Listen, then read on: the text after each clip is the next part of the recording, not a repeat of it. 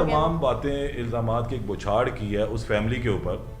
آپ یہ تمام باتیں اس صورت میں تو نہیں کہہ رہی کہ آپ کی ڈائیورس ہو چکی ہے یا ابھی نہیں ہوئی ہے, سیپریشن تو آپ کی چل رہی ہے, تو اس غصے میں آپ آ کے ان کے خلاف کو بات چیت کر رہی ہیں ساری؟ بالکل بھی نہیں. میں نے جو بھی میں نے انٹرویو ابھی تک دیے ہیں, میں نے کوئی بھی الزامات نہیں لگائے. جو باتیں میں نے کہی ہیں بالکل سچ کہی ہیں. اور رہی بات میری ڈیورس کی, میری ڈیورس نہیں ہوئی. اگر ڈیورس ہوئی ہوتی تو مجھے نوٹس آنا تھا عدالت سے, لیکن مجھے وہ نوٹس نہیں ملا.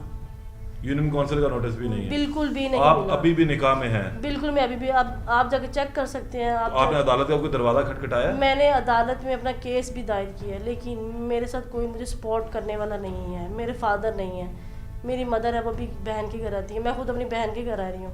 مجھے کوئی سپورٹ کرنے والا نہیں ہے. میرے بچے ہیں 2, میں لوگوں کے گھر میں رہ رہی ہوں, کبھی بھائی کے گھر پہ, کبھی بہن کے گھر میں.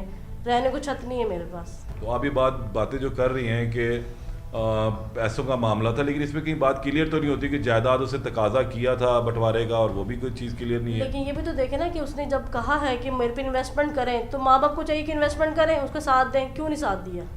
کیا ریزن ہے؟ بچوں سے بڑھ کے تو کچھ نہیں ہوتا.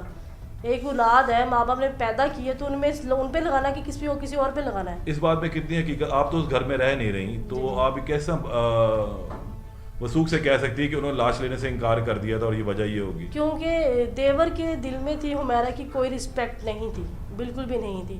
فادر تھے, اب وہ باپ ہیں, وہ بیٹے کے پریشرائز میں اسے نہیں بات کرتے تھے.